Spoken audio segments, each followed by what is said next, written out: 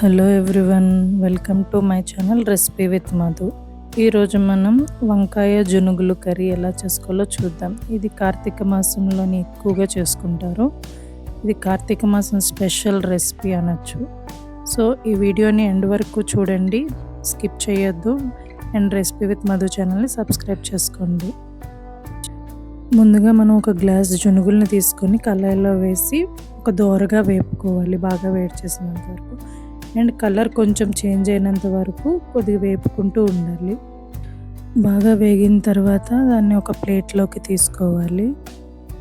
ఇప్పుడు ఒక చిన్న కుక్కర్ తీసుకొని మనం వేయించి ఉంచుకున్న జునుగుల్ని అందులో వేసుకొని, కుక్కర్లో వేసుకున్నాం కదా, దాన్ని బాగా వాష్ చేయాలి. ఆ జునుగుల్ని బాగా 2-3 సార్లు వాష్ చేసిన తర్వాత మంచినీరు నింపుకొని కొంచెం కుక్కర్ మూత పెట్టేసుకోవాలి. ఇప్పుడు ఒక 5 విజిల్ వరకు కుక్కర్ అనేది ఉంచుకొని స్టవ్ ఆఫ్ చేసేయాలి. దాన్ని ఒక జాలి లాంటి దాంట్లోకి తీసుకొని మొత్తం నీరంతా పోయినంత వరకు అందులో ఉంచుకోండి. ఇప్పుడు 6-7 వరకు చిన్న మీడియం సైజ్ వంకాయల్ని తీసుకొని కట్ చేసి ముక్కల్ని వాటర్లో వేసుకోండి. మనం కార్తీక మాసంలో ఉల్లిపాయ వెల్లుల్లి ఎక్కువ వాడం కాబట్టి చిన్న అల్లం ముక్క తీసుకొని బాగా దంచి పక్కన పెట్టుకోండి. ఇప్పుడు స్టవ్ ఆన్ చేసి కడాయి పెట్టుకొని ఆయిల్ వేసుకొని బాగా వేడెక్కనివ్వాలి. ఆయిల్ అనేది వేడెక్కిన తర్వాత 1/2 టీ స్పూన్ పసుపు వేసుకోవాలి. ఇప్పుడు తాలింపు పెట్టుకోవడానికి కొంచెం ఆవాలు, జీలకర్ర, మినపప్పు, 2 ఎండుమిరపకాయలు చిక్కుకొని వేసుకోండి.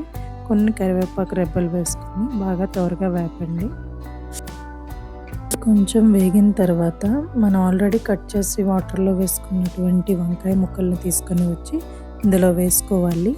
చాలామందికి ఆ మోటుక అనేది, వంకాయకున్న మోటుక అనేది నచ్చదు, బట్ అవి వేసుకుంటే కూరలోని మంచి టేస్ట్ ఉంటుంది కూడా.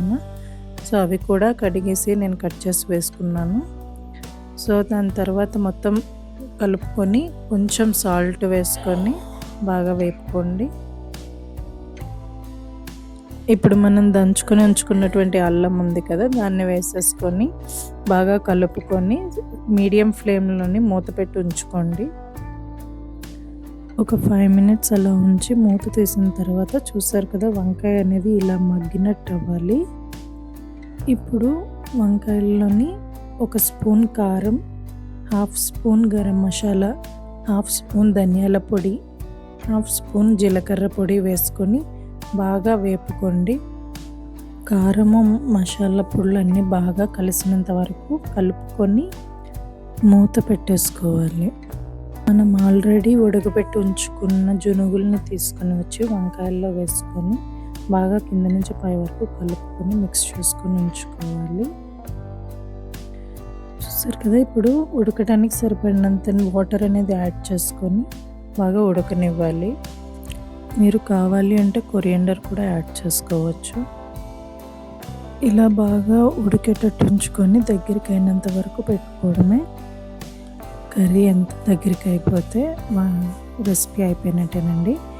ఈ రెసిపీ చాలామంది కార్తీక మాసంలోనే, ఎస్పెషల్లీ కార్తీక సోమవారాలు, కార్తీక పౌర్ణమి నాడు బాగా వండుకుంటారు. ఇది చాలా పాతకాలం నుంచే వస్తున్న curry.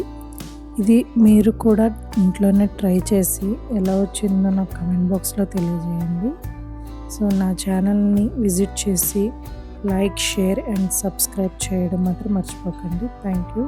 Please subscribe recipe with Madhu channel.